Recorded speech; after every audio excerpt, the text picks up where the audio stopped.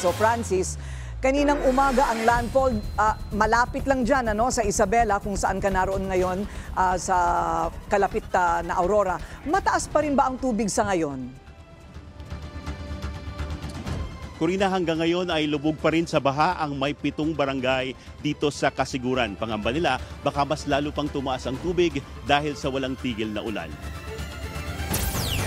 Kasabay ng paglandfall ng Bagyong Christine sa Isabela, ang pagbayo ng malakas na hangin at ulan sa Kasiguran, Aurora. Nagbabala ng orange rainfall at nagtuloy-tuloy na ang pag-ulan. Kinaumagahan, mataas na ang tubig sa ilog.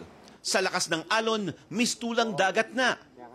Unti-unti na ring binaha ang mga flood-prone na barangay katulad ng Marikit, Esperanza, Luwal, Kulat, Tabas, Poblacion at Calantas.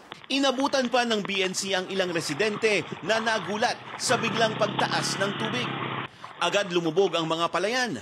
Pati kalsada, nagmistulang bahagi ng ilog. Nirescue ang ilang bata at matanda. Pero may ilan, gaya ni Tatay Valentino, na ayaw lumikas kahit abot na raw sa dibdib ang baha. Anya, sanay naman sila sa mga bagyo at high tide. Pero may iba pa raw dahilan ang matinding pagbaha sa kanila ngayon. Gawa nung ginawa nilang flood control dito, yung mataas dapat kahit nawala na yun dahil tubig ang dadaan, hindi sasakyan.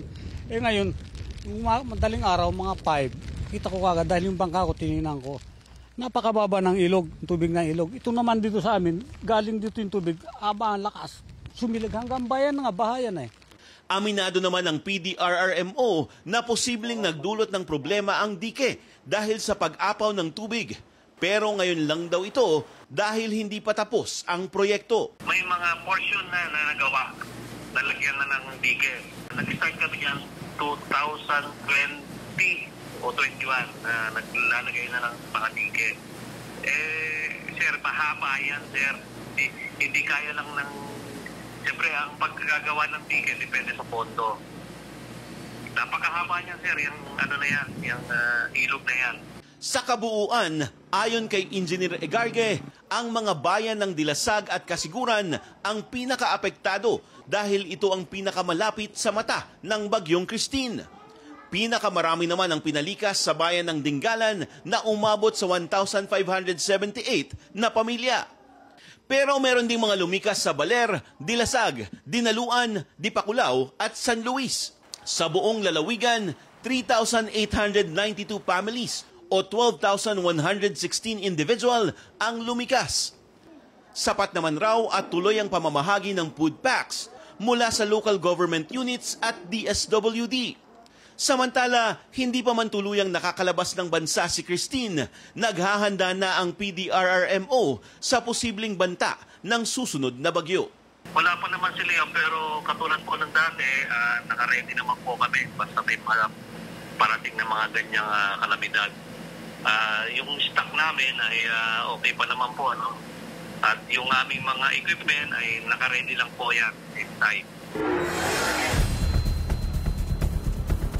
Samantala, Corina, tungkol nga doon sa nakabinbin na proyekto ng DPWH, tungkol yan doon sa flood control project, sinabi ng PDRRMO kanina sa atin na ongoing na ito, subalit hindi pa lamang kumpleto ang proyekto, kaya naman nakabinbin pa yung bahagi dito at ito nga yung posibleng nakaapekto sa pagbaha dito sa Kasiguran. Corina? So Francis, yun ba yung sinasabi ng iyong kausap kanina na hindi namin lubhang naintindihan? Yung nakikita niyang dahilan kung bakit ganyan kalubha ang pinsala ng bagyo sa probinsya nila, hindi pa kasi tapos ang flood control program? Tama, Corina, ito yung sinasabi nitong residente na si Mang Virgilio Meneses, Valentino Meneses, nung kausap natin siya, ipinaliwanag na sa atin. Kasi, Corina, kung makikita mo katulad dito sa aking likuran, mayroon malaking ilog doon sa kanilang barangay at napalibutan ito, napaliit nitong flood control project, itong daluyan ng tubig palabas mula sa kanilang mga palayan at sa kanilang mga drainage palabas doon sa ilog. Kaya naman, ang nangyayari ngayon, Corina, pumapasok na yung tubig. Dahil hindi ito nakakatuloy doon sa ilog, lumalabas ito doon sa kanilang mga bahay na nagdudulot ng pagbaha dito. Corina? So yung flood control program na hindi natapos, lalo pang nakalubha, ibig mo sabihin, imbis na makatulong. sa pagbabaha? Yan ang sinasabi. Yes, Corina, yan yung sinasabi ng mga residente na nakausap sa natin. Ano? Pero sabi naman ng PDRMO, kulang lang sila sa budget at tatapusin nila ito as soon as lumabas na yung budget para makumpleto itong proyektong flood Wow, control parang medyo dito sa late, bayan na parang ito. medyo late ano dahil naunahan na ng matinding bagyo. Okay, more than 1,500 evacuated families. What does that look like? Sa evacuation center, ano bang itsura? Lagay ng mga tao doon.